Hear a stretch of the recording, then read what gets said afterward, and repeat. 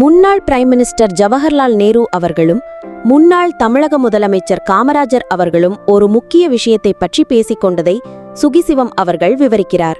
முழு வீடியோவை கவனியுங்கள். இந்திய சீனா யுத்தம் முடிஞ்சதுக்கு அப்புறம் நம்ம இந்தியா வீக்கா இருக்கு மிலிட்டரியிலன்னு கண்டுபிடிச்சாங்க. சீனா யுத்தத்தில் சீனா தான் வின் பண்ணிட்டு போனா, நம்ம ஒன்றும் பண்ண முடியல, நம்மளை எதிர்க்க முடியல.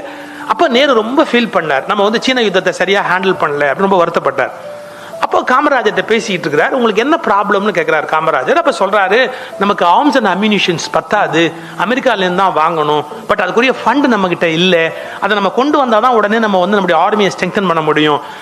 இதில் என்ன விஷயம், அமெரிக்காவில் வாங்க வேண்டியது தானே, எல்லாத்தையும் நிறுத்திவிட்டு பணத்தை போட்டு வாங்க வேண்டியது தானே அப்படி.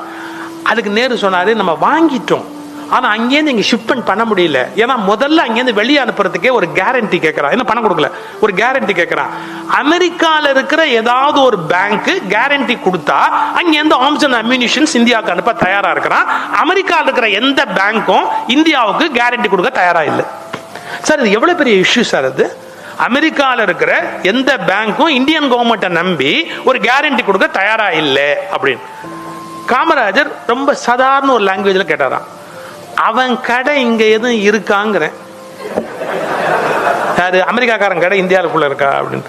அவன் கடை எதுவும் இங்க இருக்காங்கிறேன். நேரு யோசிச்சுட்டு சொன்னாராம், இருக்கு, அமெரிக்கன் எக்ஸ்பிரஸ் பேங்க் இருக்குல்ல, பேங்க்ல இருக்கு அமெரிக்கன் எக்ஸ்பிரஸ், அதை மூட சொல்லு, அது இங்க மூட சொல்லு. அமெரிக்கன் எக்ஸ்பிரஸ் மூட சொன்னா அது இன்டர்நேஷனல் ப்ராப்ளமா என்னமோ ஆயிட்டு போகுது. காமராஜ் சொன்ன வார்த்தை, நமக்கு உதவலைன்னா அவன் என்ன இங்க கடை வச்சு வியாபாரம் பண்றது, அவன் கடையை மூட சொல்லு.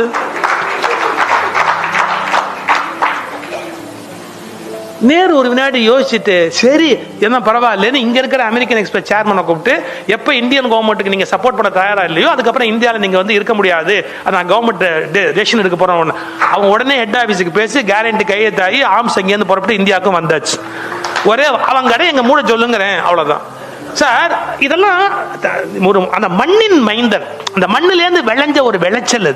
அது மட்டும் இல்ல, நான் ஒரு மிகப்பெரிய உண்மையை சொல்லட்டுமா, என்ன, யாருக்கு தன் நாட்டின் மீது அக்கறை இருக்கிறதோ அவனுக்கு இது போன்ற எண்ணங்கள் தோன்றிக்கொண்டே இருக்கும்.